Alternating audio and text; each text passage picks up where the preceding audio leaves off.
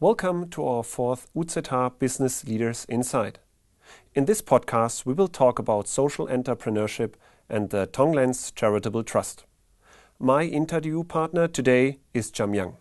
He's the founder of the Tong-Len Charitable Trust.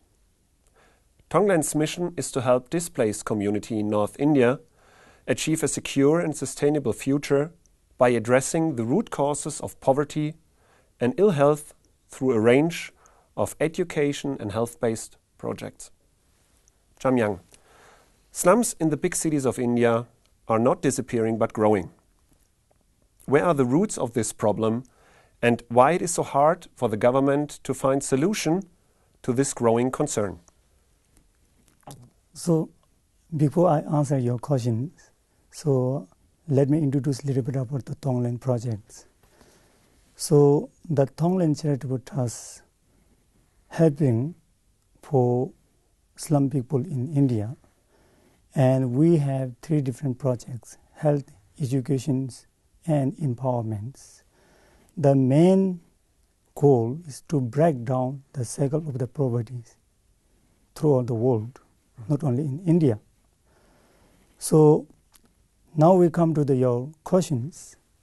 So one of the main reasons the slum growing in India, in the cities, the too many children in the slum, and the rate of the children in the slum community is very high, and it's much more faster than the middle class in Indian communities. So therefore, I think they have big problem with even for the governments and all the developments of NGOs. And what are the main challenges for Tong-Len Charitable Trust? The Tong-Len Charitable Trust has many challenges. So let me give you a little bit examples. So the slum peoples, where we work in Dharmsala, basically they came from North India, or they came from Rajasthan and Punjab, and as well as from Maharashtra in Bombay state. So during 1970 and 1980, they had big problem with climatical problems. Even they own some land there, they cannot survive.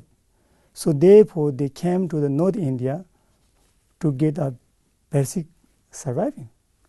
So even they have been staying in the North India for such a long time, the problem is continuously having there, and they have a lot of challenge about the lands and incomes and educations and health. So these are part of the Tong-Len's challenge. On your webpage, I see a very interesting phrase I called integrated development strategy. What does this phrase mean in the context of responsible management? So, integrated development strategies. So, in our Tong-Len education programs, so we believe that to educate for the children is not only in academical way. So therefore, we have 5 different sections and the way to develop. So like academical sections and physical developments and emotional developments and spiritual developments and social developments. These 5 angles we try to develop. So we try to integrate this all together, like our children, they try to help to their families, and they also take a lot of responsibility to do awareness sessions to encourage the slum communities to look forward to develop about the educations for the children. So we really try to integrate this all together in all these angles, not only on one angle. Social entrepreneurship is by definition the recognition of social problem and the uses of entrepreneurial principles to organize, create and manage a social venture to achieve a desired social change. From your point of view, what is your definition of social entrepreneurship and what are your entrepreneurial principles?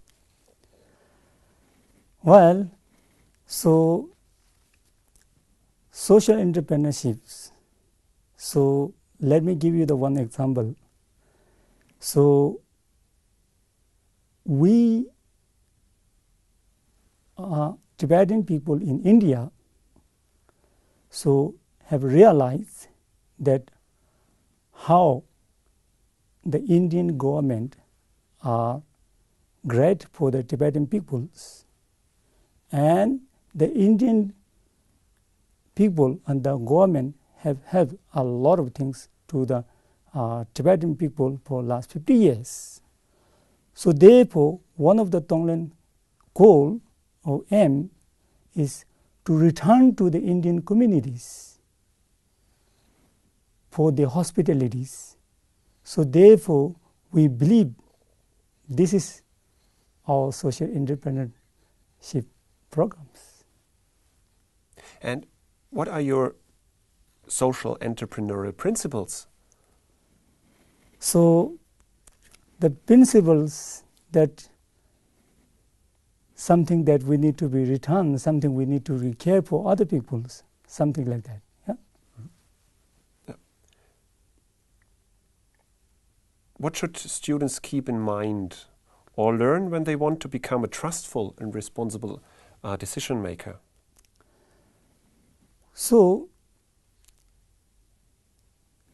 basically, I would like to say that when the students and anyone who become leaders or responsible decision makers, so what we feel it is very important to understanding about interdependence. So we defend each other's, right? Mm-hmm. So our own benefit and welfare also depend on the other people's life. So what we recommend is that should think about other people, not only individuals' growth concern. So that's, I think, what I will recommend it. Regarding your experience to work with Charles and to work in institutions like Tong-Len Charitable Trust, what are the main responsibilities of higher education institutions like UZH, University of Zurich, within the framework of global issues? Well, there are so many global issues. So let me focus on environmental and educations.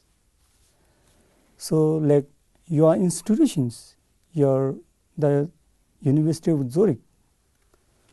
So we should product more good humans, and not just only we are teaching in the theory, it need to be developed by practically, and the world require more good human beings, and to share and to develop all together.